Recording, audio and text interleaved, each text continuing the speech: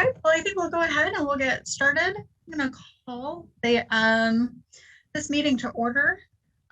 This meeting this evening is a joint meeting of the Sustainability Advisory Commission as well as Urbana's Tree Commission. Scott, will you please call the roll? Sorry. We couldn't hear what he said. If he was talking, if we were supposed to, we didn't.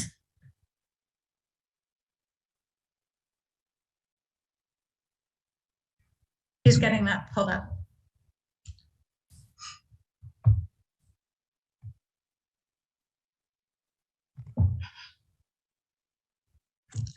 So starting with, starting with the Sustainability Advisory Commission, Tomas Delgado. Here. Madeline Garbaz. Here. Stacy Gloss. Here. Jessica Lemcool. Andrew Stump. Here. Morgan White. Here. Grace Wilkin. And let me go over to the Tree Commission. We do not have a listing of Tree Commission members online.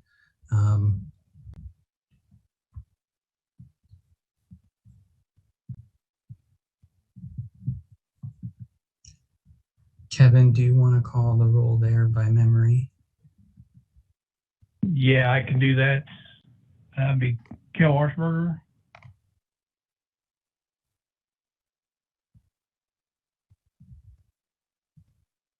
Stuart Lautcher.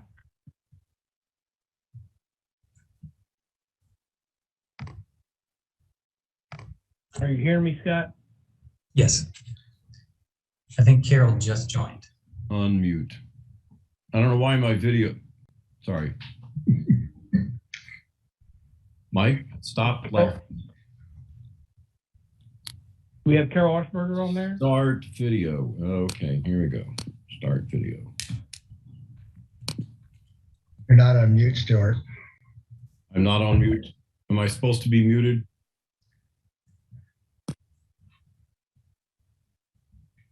Both Carol and Stuart are here, Kevin. Okay. We have Michael Stevenson. Here. Bridget McGill.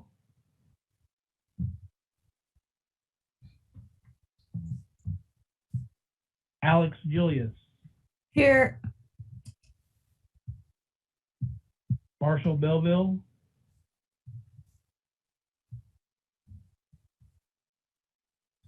I believe that's it.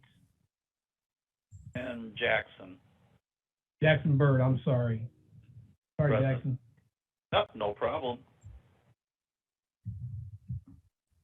And I'll note that it looks like Bridget is in attendance, but if Bridget would like to unmute and speak, she can. Otherwise, we'll look forward to her later in the meeting. Bridget, if it asks to be a panel member, say yes.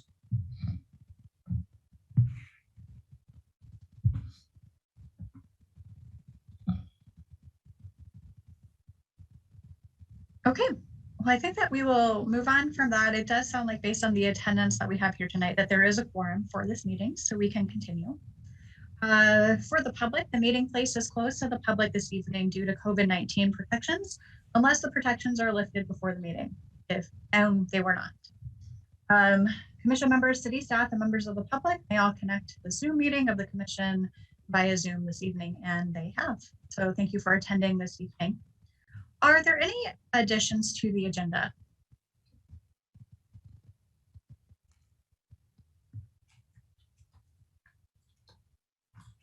Okay, not seeing any hands raised on the Zoom call, we will move into public input. This will be a time for any of the folks who are listed as attendees in the meeting to raise their hand if they would like to be called on in order to provide public input.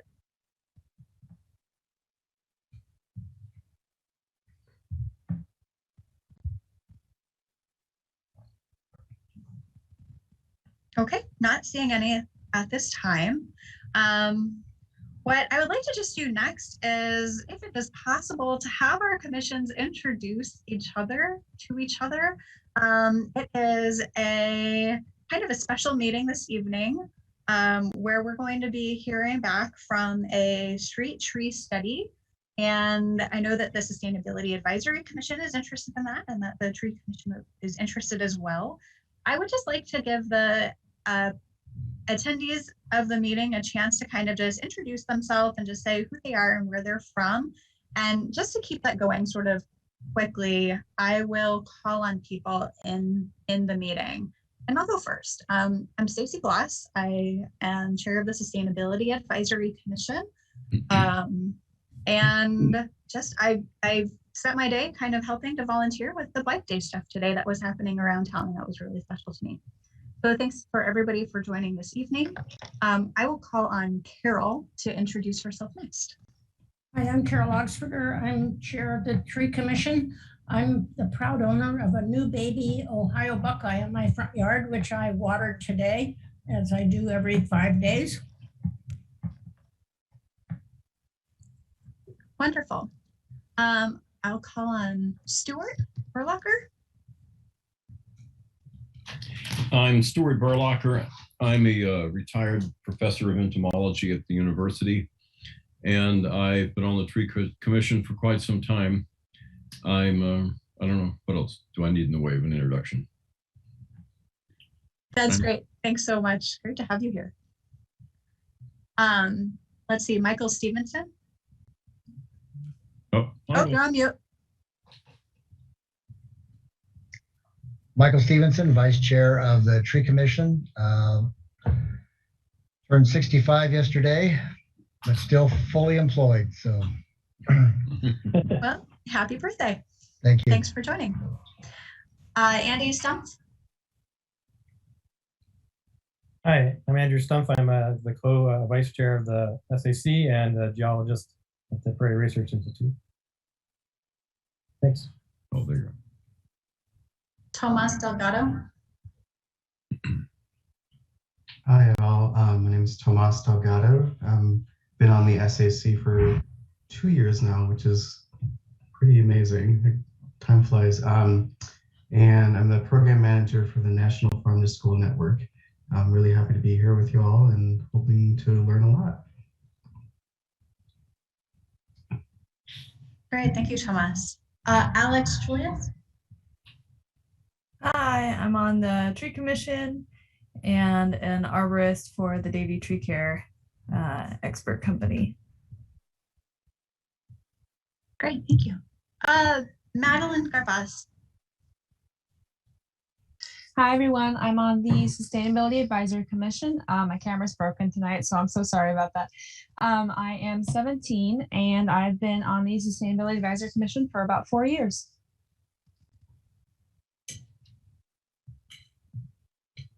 Wow, time really flies, Maddie. Thanks for joining tonight. I know. How about Jackson? I'm Jackson Bird. I'm currently employed with the University of Illinois. In a previous life, I was a city forester for Bismarck, North Dakota, North Dakota Forest Service, city forester for Champaign. So I've been around. Great, thank you. Nice to meet you. Let's see.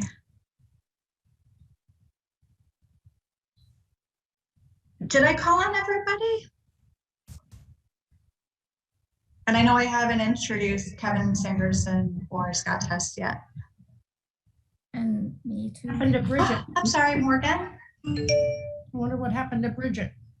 Yeah, she seems disappeared.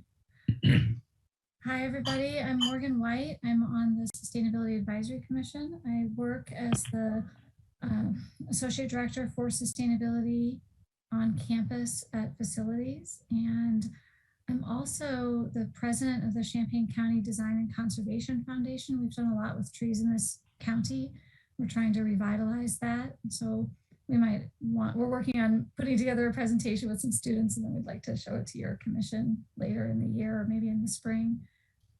And I just wanted to take a second to say Stacy, you mentioned Bike Day, and we had a record number today. We had over 800 registrants and maybe another 150 walk-ins. So it's more than ever before in 11 years of doing it, or 12. Yeah, congratulations to Champaign County Bikes. Yeah, Champaign County. All right, how about Kevin Sanderson? Kevin Sanderson. I'm a city arborist. I've been with the city about 24 years now. Arborist for roughly going on 3 years now.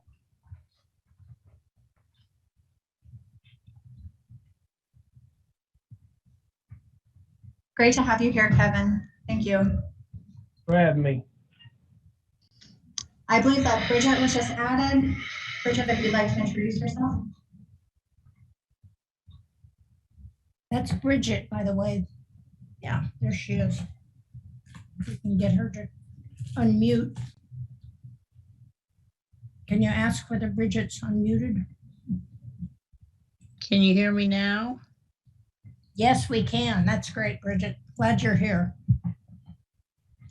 Technology, you gotta love it. I'm a community member of the Tree Commission. I'm a tree hugger by nature, and I'm really glad I could figure out how to log into this meeting. Great, Bridget, great to have you here tonight. Thanks for joining. Okay. Welcome, Stacy. Jess Lemkohl just joined. She's a member of the Sustainability Commission, if she could be let in as a panelist. And Jess can also go ahead and introduce herself.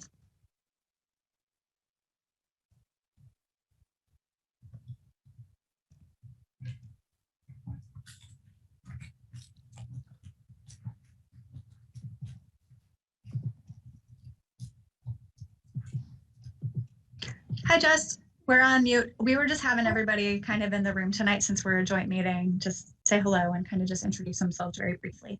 Hi, I'm Jess, and it's nice to be here. Sorry to be late. We had open house at school. Awesome. I hope it went well. It did.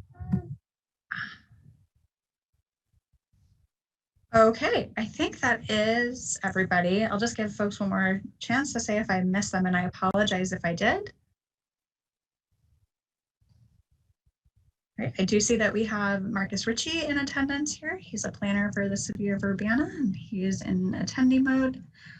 And with that, I will just move on. So tonight there is a presentation about the street tree study, and that is going to be presented by Scott Tess, the Sustainability Manager for Urbana.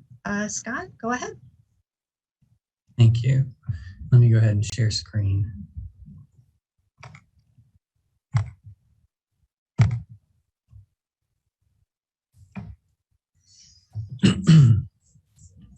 Good evening. My name is Scott Tess. I'm the Sustainability and Resilience Officer for the City of Urbana, and I'm glad to be sharing with you the results of a study we conducted recently on one of Urbana's most essential urban infrastructures, our street trees. So first, I want to share with everyone just what is a street tree. What do I mean by this terminology? In the image, you see an arrow pointed at a tree. It's between the sidewalk and the curb. Generally, that's the public right-of-way. So a street tree is a tree that is in the public right-of-way. There are some areas where there is no sidewalk, and so the public right-of-way is not immediately obvious. And so one would want to look at some property records to know exactly where street trees are. But generally, street trees are along the street in the right-of-way, and they are the property and the responsibility of the city government. So while adjacent property owners are obliged to mow the lawn in the right-of-way, between the sidewalk and the curb, they're asked not to maintain the trees in the right-of-way. The city takes on that responsibility, it being a somewhat more technical task. You'll see the circle with the line through it. That is not a street tree. That's on the property. That's on the private property.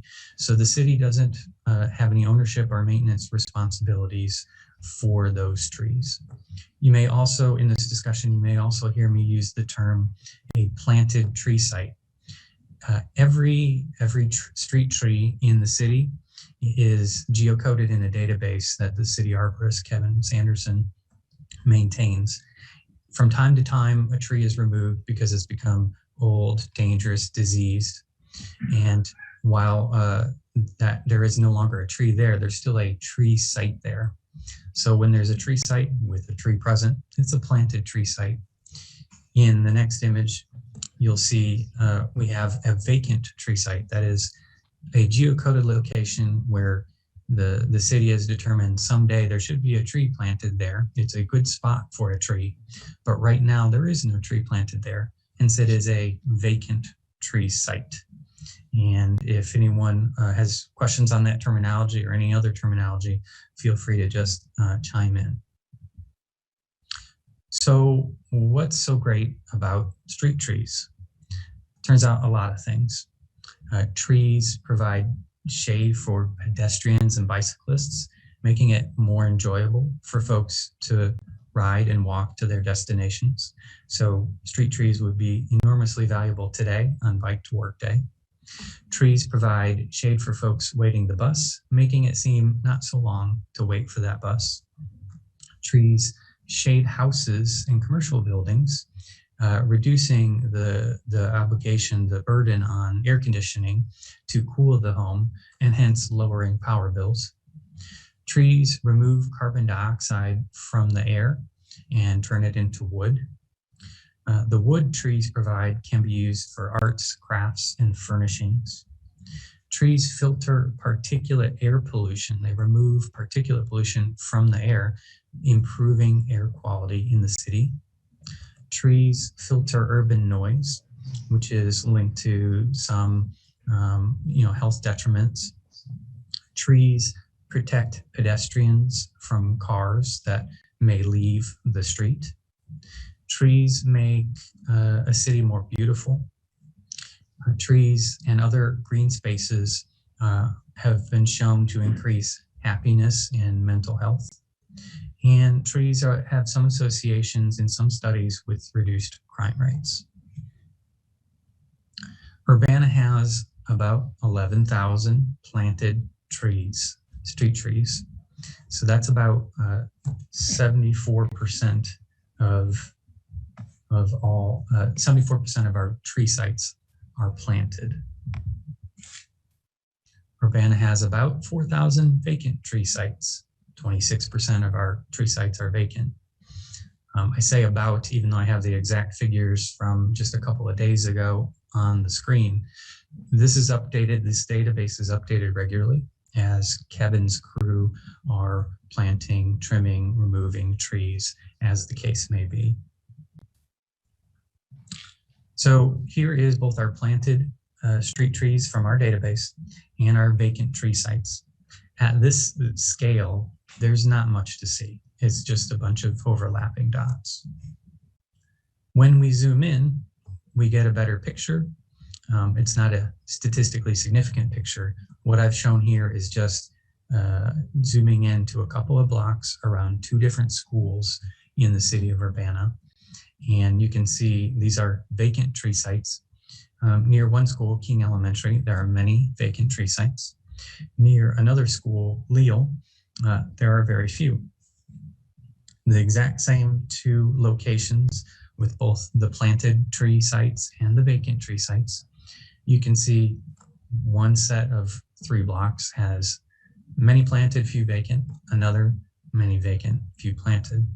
But this is not this is just a cherry-picked example. It's not a statistical analysis.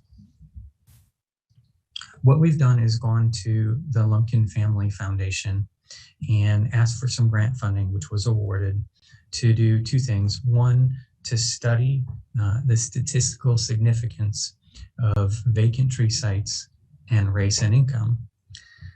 The second is we asked for some funds for some remedial plantings based on whatever conditions we might find.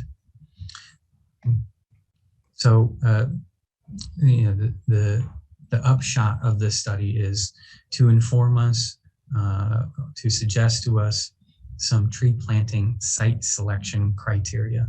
So next year, when we have our next planting, how shall we choose among all those 4,000 vacant tree sites? How do we choose which sites we're going to plant in the next planting season?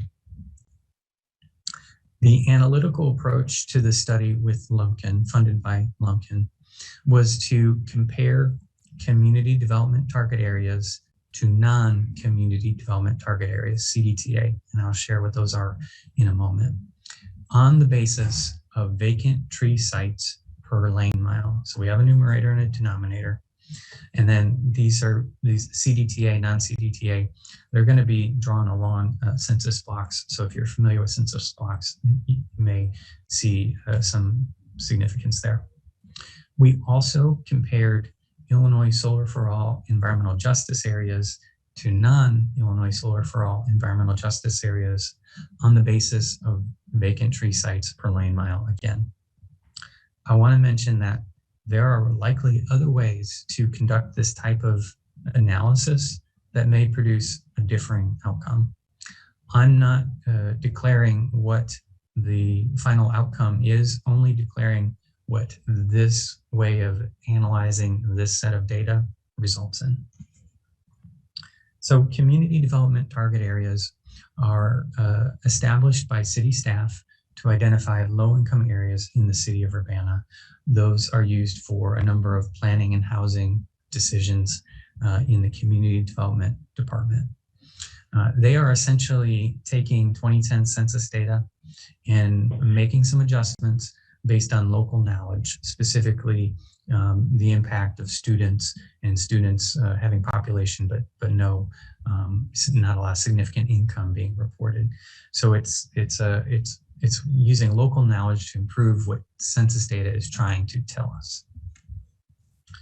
The Illinois Solar for All environmental justice zones were created to support the environmental justice programming of the Future Energy Jobs Act that was passed several years ago and has been implemented for several years hence. I don't have the methodology, but it's a mixture of both race and income factors. When we put them together, you can see that essentially all of the environmental justice areas are part of the community development target areas, but the reverse obviously is not true. The areas that are that you see on the screen that are part of environmental justice but not CDTA, I think some or all of those are actually unincorporated Urbana. So, the good point to stress, we're only looking at incorporated city of Urbana. We're not looking at Champaign. We're not looking at unincorporated Champaign County. So again, the analytical approach was to compare CDTA and EJ versus non-CDTA and EJ on the basis of vacant tree sites per lane mile. The results are based on correlation values that range from 0 to 1. If the correlation value approaches 1, the two variables are highly associated. If the correlation value approaches 0, the two variables are not associated. When we look at the results of the EJ correlation coefficient, it's less than 0.1%. It's close, it's approaching 0.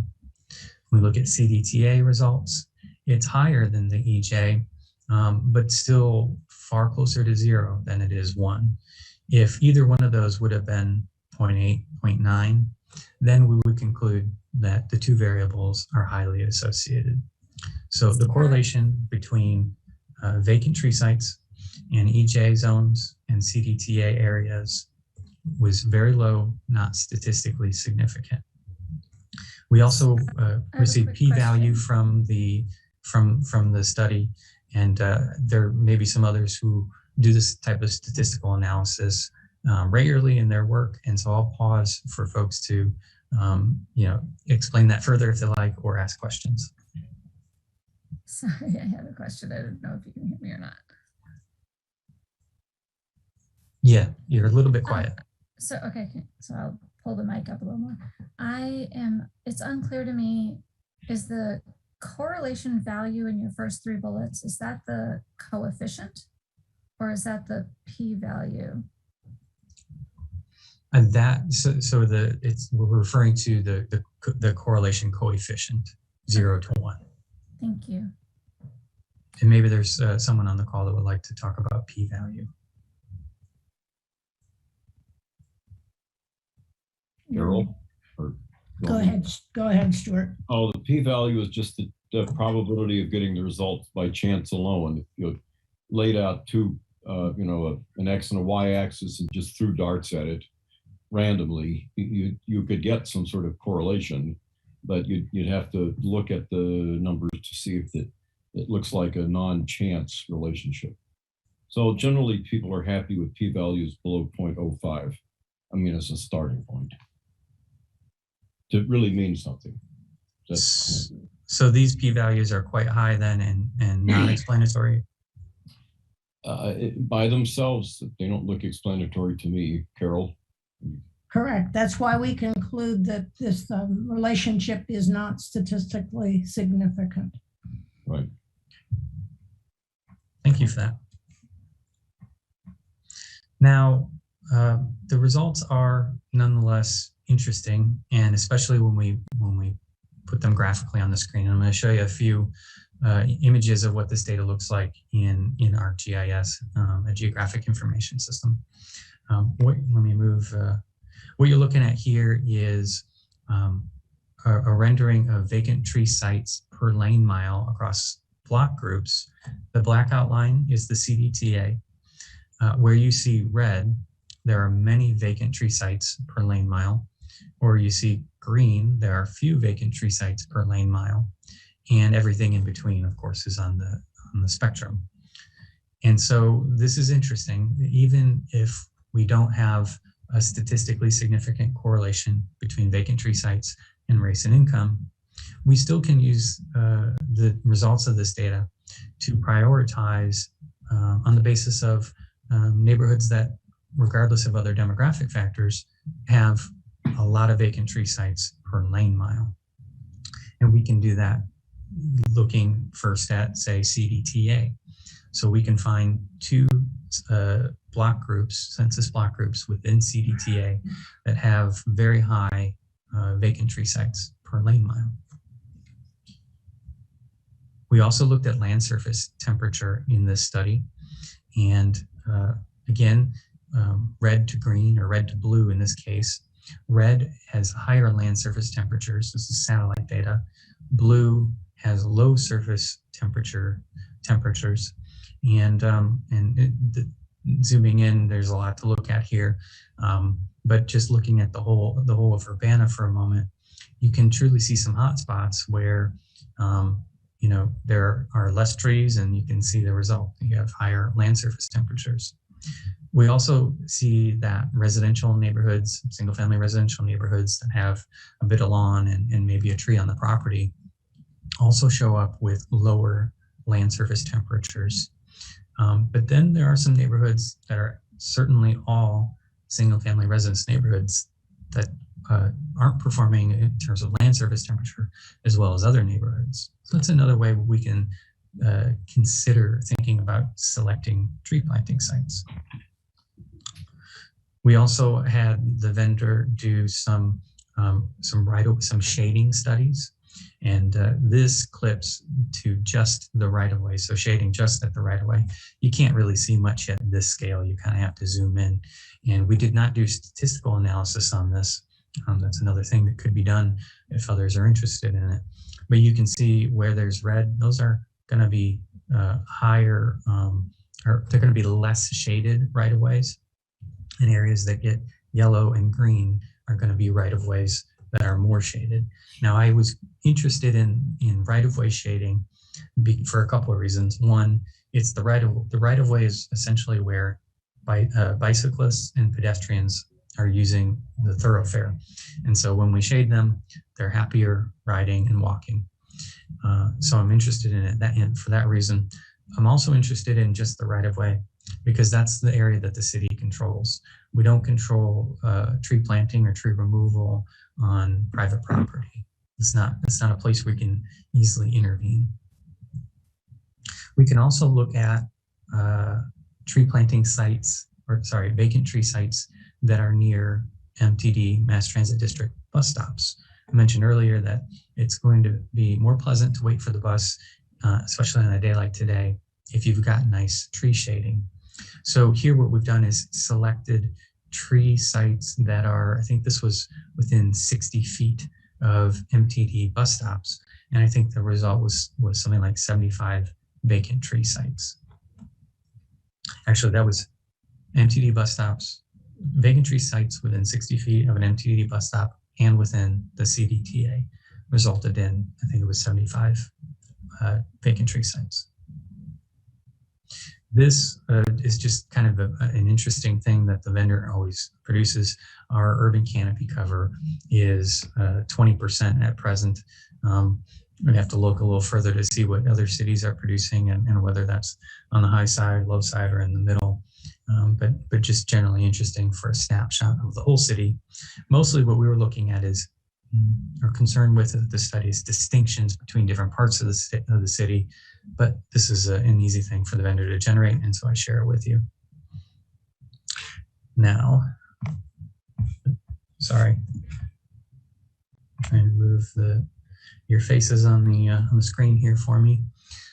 As I mentioned, there potentially are some other approaches that would produce different results. I received a suggestion. We shared this internally to a few stakeholders already. Yeah, it was suggested, would we get a different result if we combine CDTA and EJ? Not sure. Could we select tree sites on the basis of a distance from safe routes to school? So that's, zeroing in on shading youth as they're walking to school. Could we go further tinkering with census data with local knowledge? There's probably other approaches we haven't thought of. All this data is in city possession. It's there's no personal or private data. We can export it to any researcher or student that's interested in working with the data and seeing if they can find something else interesting within the data. So we're happy to do that. Some potential actions that come out of this study. The city generally has recurring funding for a limited number of street tree plantings every year. So we could, on the basis of what we've learned here, reevaluate how we select tree planting sites. Right now, the city arborist, Kevin, who's on the call, is already selecting tree planting sites and ordering trees because it's a season and it doesn't wait. We have to move on with the plantings, but we may talk about what he's doing differently this year. We've also secured grant funding for 50 additional street tree plantings, roughly 50, depending on pricing, above and beyond the normally budgeted amount. That funding was through the Lumpkin Foundation grant, which also paid for this study. And then we've also received a donation that will fund an additional approximately 200 plantings, again, above and beyond our normal annual tree planting. Some things that have occurred to us as we're working through these topics is, some residents object to having a street tree planted in front of their house. So we'd love to get that 4,000 vacant tree sites to start approaching zero. And at some point, there's going to be residents who object to a street tree planting in front of their house. So how can we work together, draw on other expertise and domains to help residents overcome real or perceived barriers to receiving a tree planting in their right-of-way in front of their house? What I mean by real or perceived barriers is if a resident has an old clay sewer lateral pipe, they may be concerned that a new tree planting there in the right-of-way is going to have roots growing into and clogging and causing costly problems with their sewer lateral line. That's a real barrier. right? That's a real concern. That's a thing that does happen from time to time. On the other hand, if a resident is concerned about tree roots clogging their sewer lateral line, but they have new, tight-fitting, modern sewer lateral materials, that's maybe a perceived barrier, but not a real one. And most people don't know what the material of the pipes are in the ground. And so these are things that we can work through. Another element we're looking for help on is that some tree plantings die in the first 3 years if there's a dry period. This is the critical stage of survivability for tree plantings. And so the city does not have enough staff to go water every tree planted in the last 3 years every time there's a couple of weeks with no rain. And so we already work to engage neighbors to water their tree on a schedule throughout the first 3 years.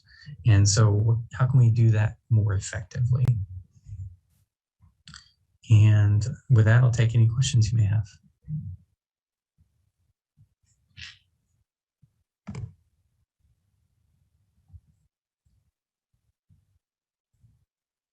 I'd like to hear from Kevin in terms of what he has already done for this fall planting that's based on this study. We're just now putting together our tree bid we received back. Unfortunately, the contract bid price for planting trees came back extremely high. So we're going to take on, our crews are going to take on ourselves to plant additional trees on top of our replacement trees, which it's going to be extensive amounts. So it's going to be close to 150, 160 trees this fall. So we got about 70 replacements and then mostly 70 to 80 off the grant and donation. So we're going to be pretty busy this fall with tree planting. I wanted to add to what Scott was talking about. Our replacement trees, when a resident doesn't want a tree planted back for replacement, we take the opportunity to look at the vacant sites in the CDTA and EJ areas now that we have a map of them, and we can pick vacant sites and plant that unwanted tree into a hot spot that's, we got it mapped out now. So that's a big help for determining where to plant these trees that nobody wants, the resident that refuses replacement.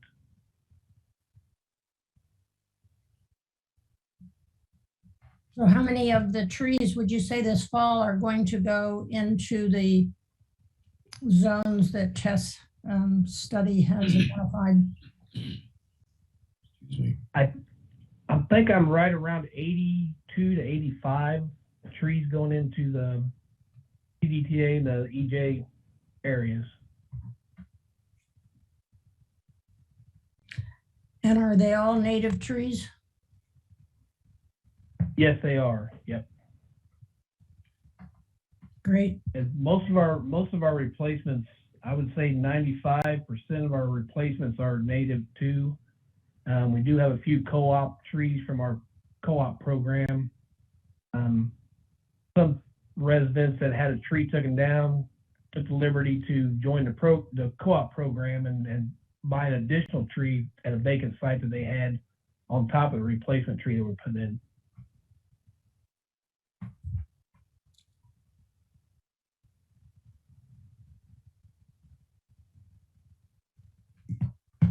I heard from Scott that the planting price you got was $700 a tree. Is that correct?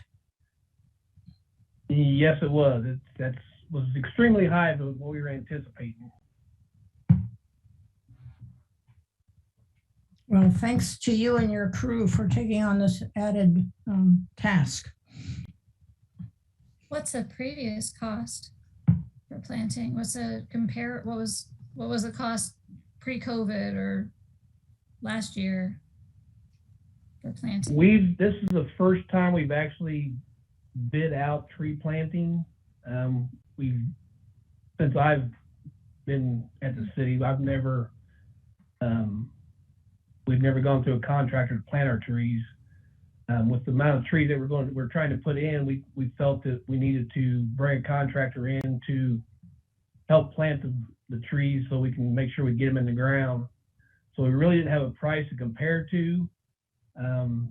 Just from my past experience with planting trees, I told Scott, me and Scott discussed it, and we've planned on about $250, $275 for planting a tree, and then the cost of a tree about $250. We were looking at about $500 for the total planting and the tree, and the one bidder came back with $700 planting alone so we didn't want to, it was kind of shocking to see that price.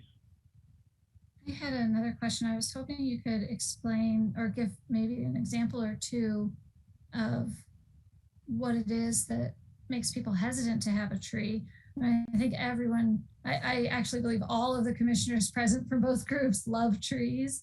So I'm curious what some of the community members who don't want one might be saying, if you are comfortable sharing some of that. Some we've had have been just a bad experience, had a limb fall, hit their house, or brushed their car. There are some that just despise the leaves that fall. They don't really know the benefit of the actual tree until it's gone. Then they realize how much they really miss the shade and the beauty of the tree being there. So most of them are just has had bad experiences with a limb fall. Did you ever have someone call like a year later and say, I changed my mind, could you give us a replacement tree?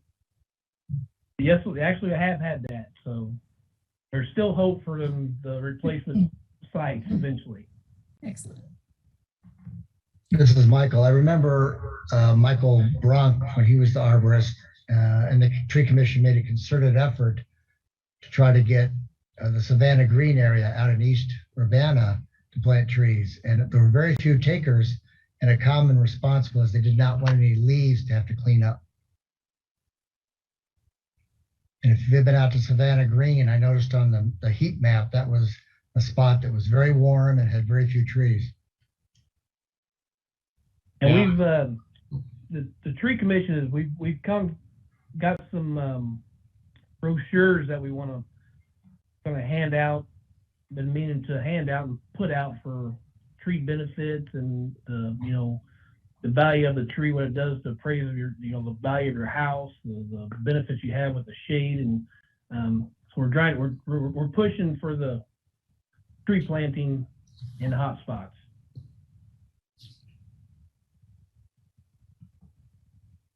I had a question about sort of the amount of time a vacant tree site will stay vacant, sort of prior to the funding that the donors have gifted the city. Like what was the timeline for one of those identified sites to have a tree planted there? That's a good question. Our vacant sites, we don't have a budget for new planting sites. Our budget basically covers all placement sites. That's where if somebody refuses a tree to be planted in the replacement site, that gives me the liberty to find a new planting site, that's never had a tree there at all. That's why the benefit of the grant and the donation, this can all go towards strictly new planting sites. You don't have no replacement sites at all. So it could be a new site could sit 2 years. It could sit up to 8 to 10 years. Mm-hmm. And did the donors have any were there any specifications, or were there species that were earmarked as species that they preferred be planted, or are they leaving it up to whatever approved list that you have? I'll take that one, Kevin. So two different things. One is the Lumpkin Family Foundation funded tree plantings that are above and beyond our normal annual plantings. Those what we asked for in our application from Lumpkin was whatever the results of the study, we will plant accordingly. If there's some problem that is discovered, this will be remedial to that. And so we don't have a specific race and income remedial planting, but we as we showed on some of those maps, we can select on the basis of, say, the hottest areas in terms of land surface temperature. And we can do that inside the CDTA, for instance, just as a way to prioritize. We can choose census blocks that have the greatest vacants per lane mile. Just to expand on what Kevin mentioned earlier, he said he's prioritizing hotspots. What he's done, the land surface temperature is not just a map, but there's an actual number in a table. And so what he's done is sorted the table by heat, and then started at the top. So he's picking, those areas that are the hottest. Now, in terms of the donation, what the donor asked is that we plant within the CDTA. Okay, great. And that would be good. That would be native tree planting also. Oh, great. I think that's actually been an ongoing discussion at Tree Commission, native versus non-native, and Tree Commission has given some direction to Kevin on that. Tree Commission folks, Carol, if you want to just speak about that for a moment for the SAC members' benefit. Sure. There have been many studies that show that native trees support not just themselves, but a wealth of other biodiversity. And so in contrast, non-native trees sometimes have a very, very low insect load, bird visitation, any kind of wildlife that might visit it. So we did a study which showed that increasingly over time, we were going more and more toward horticultural varieties. And so the commission about 2 or so years ago established a policy that for the next 10 years, unless the site just was so unusual that it could only have a particular type of tree in it, aside from those unusual sites, all sites would be filled by native trees for the next 10 years. Okay, thank you. So, so white oaks and bur oaks and walnuts and sugar maples, natives.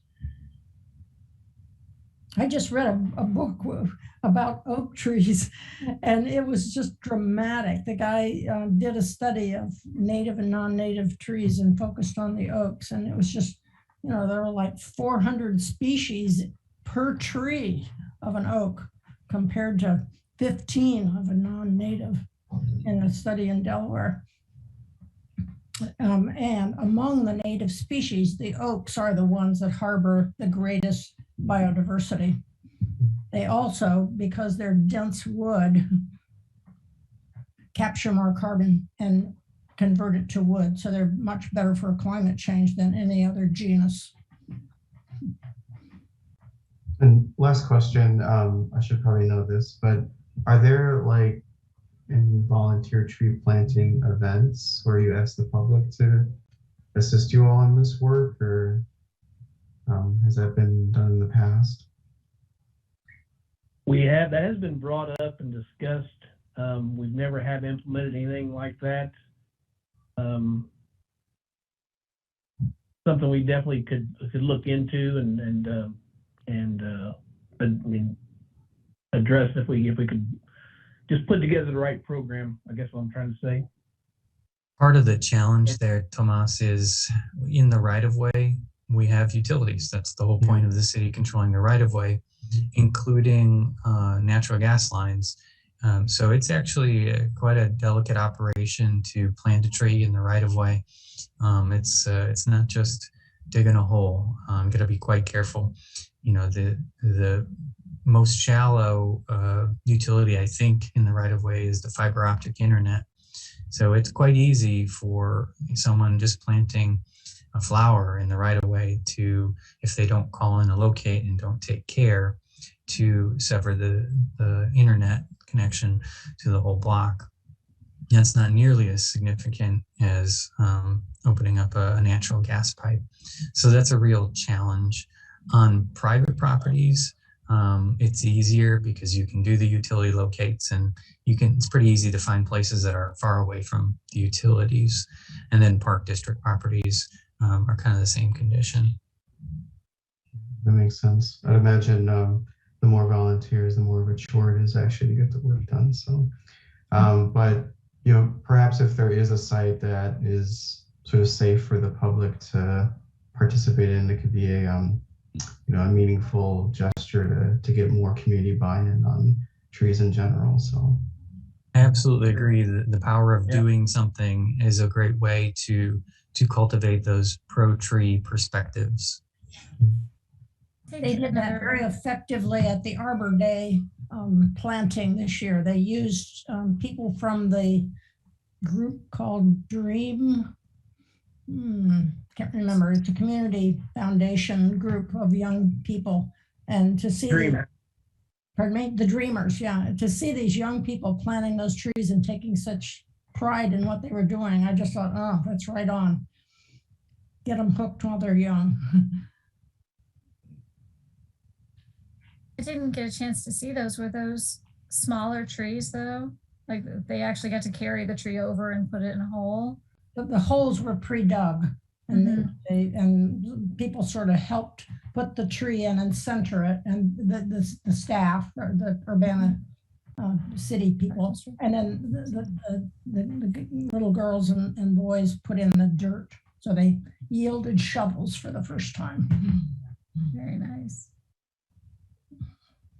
My son brought home a little stick from kindergarten for Arbor Day that we planted. And when we moved into the Urbana city area, we brought it with us, and it's the pine tree on the corner of Washington and Race Street in Urbana. So if you drive by, you can't miss it. And I think that if we could figure out some sort of way to engage children and families in the idea of planting trees, we perchance might find a little bit more positive response.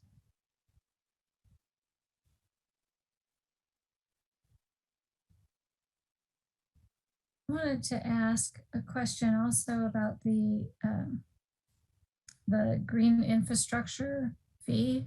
Scott, I know I've asked this probably, I don't know, a year and a half ago, but does a tree count as green infrastructure in the stormwater utility fee incentives from the city of Urbana? Sure. So Morgan's referring to the stormwater utility, which is funded by a stormwater utility fee. And that primarily pays for maintenance and sometimes expansion of the stormwater system, which is drains and pipes that remove stormwater from streets and properties. It is, I think the stormwater utility fee, the stormwater utility can invest in essentially any type of green infrastructure if it fits in with the larger programming. So that would include things like a swale or bioswale or tree planting. The stormwater utility is conducting a stormwater master plan right now. And the purpose of that plan is to make some decisions about how best to invest the money in maintaining and improving the stormwater system. The study is ongoing, and so we don't have final results yet there.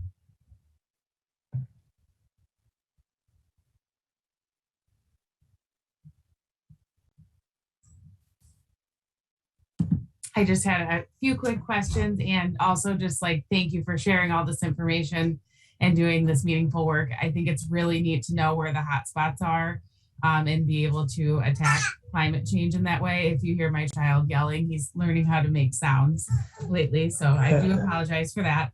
I was wondering if I heard someone mention something about co-op programs. I think with tree planting, I was hoping to get a little more info on that.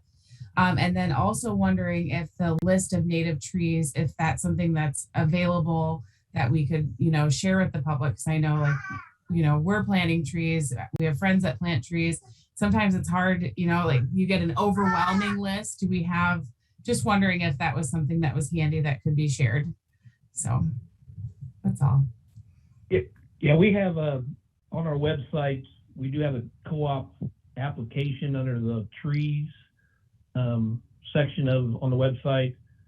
And on that application, there's a list of native trees that we recommend for planting through the co-op program.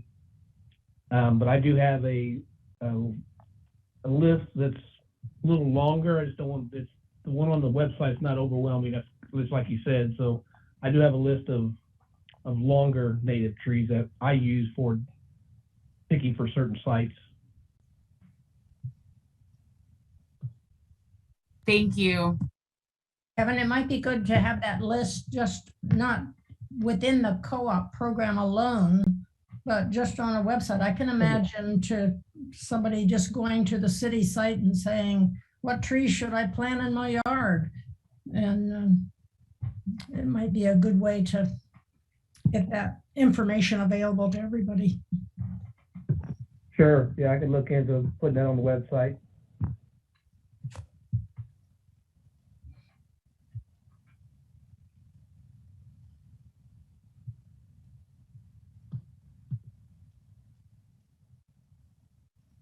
These have been really wonderful questions, everybody. And Scott, thank you for the presentation. Really interesting, I think, report that came out of the study, and really interesting in the way we were putting together different data sets that could sort of overlay and then see different aspects of the city that maybe, just hadn't been kind of known before. You have your kind of community knowledge, but being able to map it out, I think, is really interesting and provides a perspective for the community. Along those lines, is there a plan for a report to be written or published outside of the PowerPoint presentation that's been shared here tonight? That's something that we potentially could produce.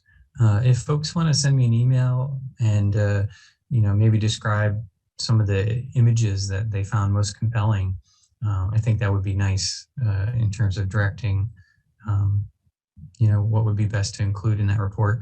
There's a lot of data from this study, and you're really just seeing a snapshot in what I'm showing tonight. Scott, I'd like to add also our inventories. You can go on our inventory as a guest and look at the inventory, and we got tree trail category, which will have like Lumpkin grant, donation, and then just different grants that we have, and you can follow that tree trail as to where the trees are planted through our inventory. And that's Davy Tree Keeper for City of Urbana. Could you repeat that again more slowly? It's Davy Tree Keeper for Urbana. I'm not exactly sure the website. You happen to have that?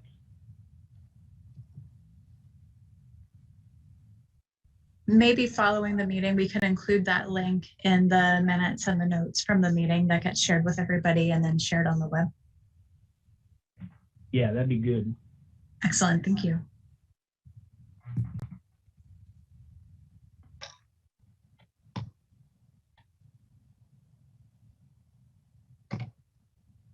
All right, are there any other thoughts or questions that anybody in the meeting has for the presenters or for Kevin?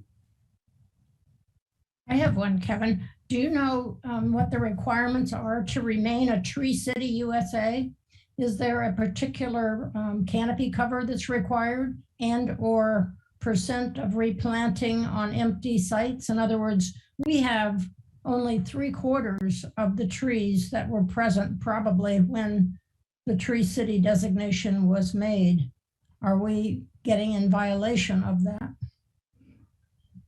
The Tree City application involves all aspects of maintaining the forestry canopy, from planting to updating the inventory to pruning.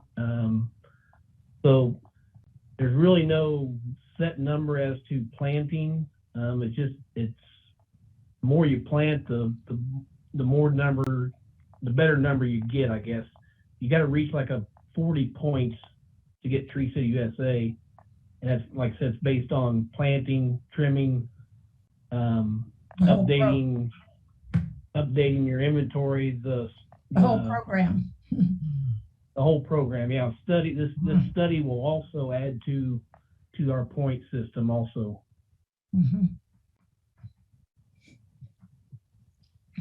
My understanding is it's also based on dollars spent per capita for the cities. Yes, it is. Yeah. There's a minimum. Yeah, I don't know if they've changed it any, Kevin, but I think it used to be $2 per capita of city spent on a tree program. Also part of that, keeping up on your Tree City USA status, you have to have a tree commission. You have to have a designated Arbor Day where you're celebrating Arbor Day, planting of trees. Yes, the signed proclamation from the mayor. Thanks, Jackson.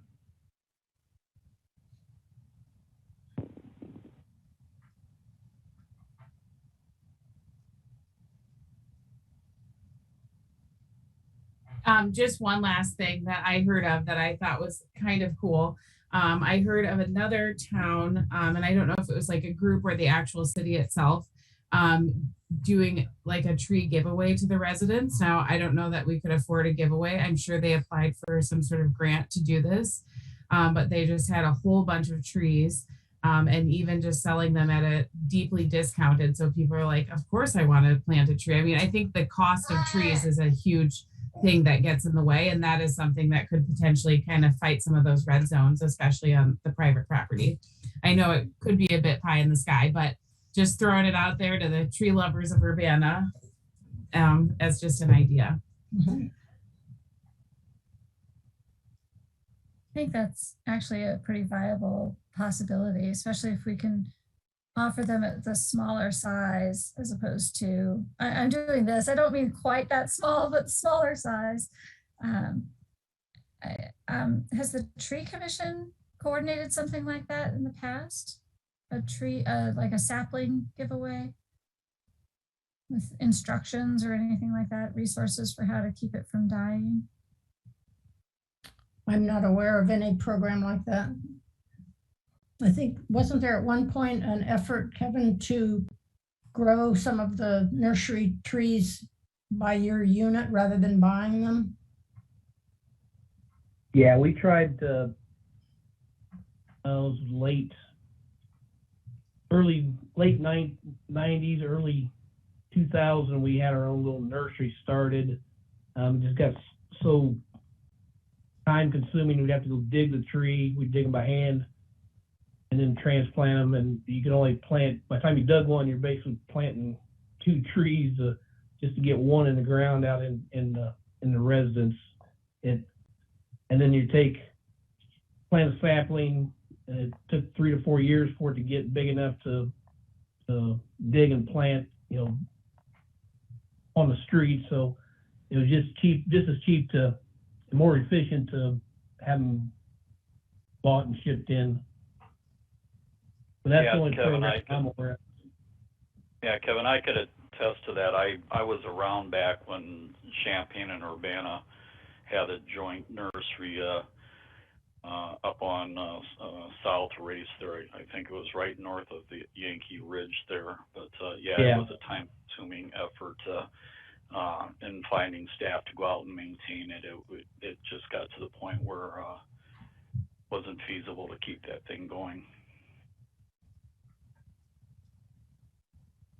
Kevin, I also wanted to mention that the city of Urbana has a wonderful brochure that I think you were in the process of updating that or revising that has a lot of wonderful information about tree planting and species and how to keep trees alive. And you might want to mention that and how folks could obtain it if they're interested in it.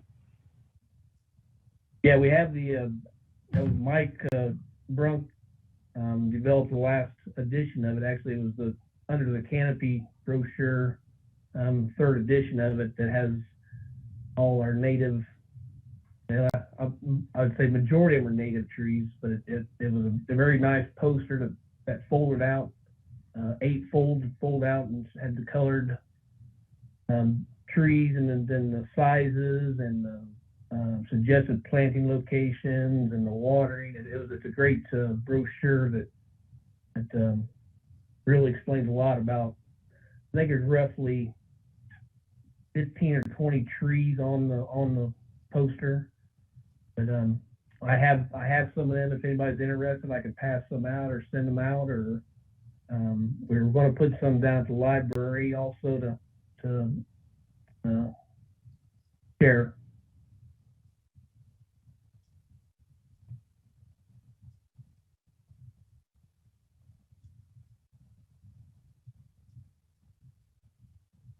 Oh, that sounds really great. I know I'd like to see the poster and enjoy that. And I'm reminded on this call that I need to water the tree that's in the right of way in my front lawn.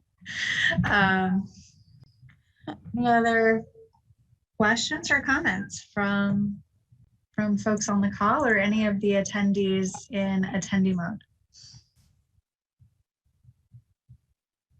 Anybody can feel free to email me, and I can email their address, or I can either send them through the mail or have them come by and pick it up, either or. I can give you my email if you'd like.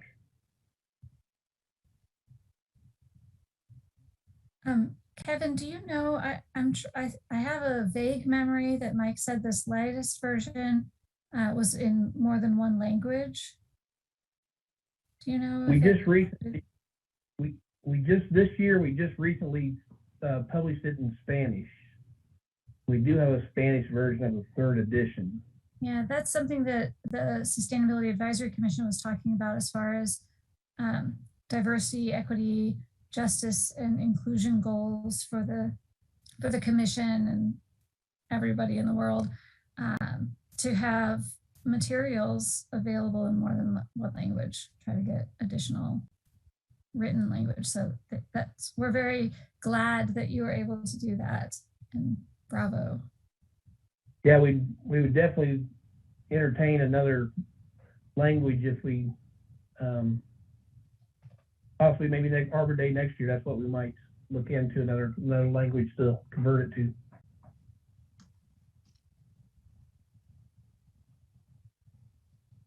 Great, thank you. Alex, I'd like to just say welcome to the Tree Commission. We haven't had a chance to meet you yet, but we're happy that you're here and going to be a part of our group.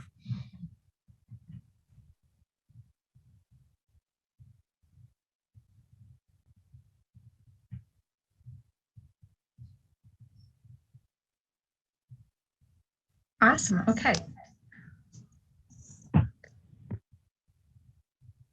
All right, well, thanks again to Scott Tess for working on that report, and for the partners that made it possible through the Lumpkin Foundation, and for the information shared by Kevin Sanderson tonight. There is on the agenda unfinished business, and I don't, unless there's unfinished business for the Tree Commission that needs to be discussed this evening, there isn't really unfinished business for the Sustainability Commission that we're going to continue with tonight. So is there anything there, Carol? No, we're not meeting again until December. Okay, what is your meeting schedule typically for the tree commission if people from the community wanted to attend? It's the first Wednesday of every third month. So on December, March, June, and September. December, March, June, and September. Okay, thank you. And also for folks, the typical meeting for the Sustainability Advisory Commission usually occurs on the first Tuesday of every month in council chambers, except when we're meeting on Zoom because of COVID.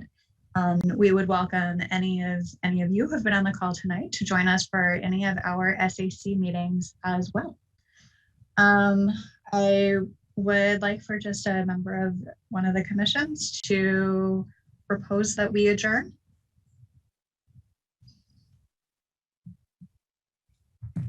I move that we adjourn the meeting. Thank you, Bridget. Is there a second? Second. Thank you, Alex. Wonderful. All in favor of adjourning this evening, say aye. Aye. Aye. All right. This meeting has now been concluded. Thanks everybody for attending and have a wonderful week.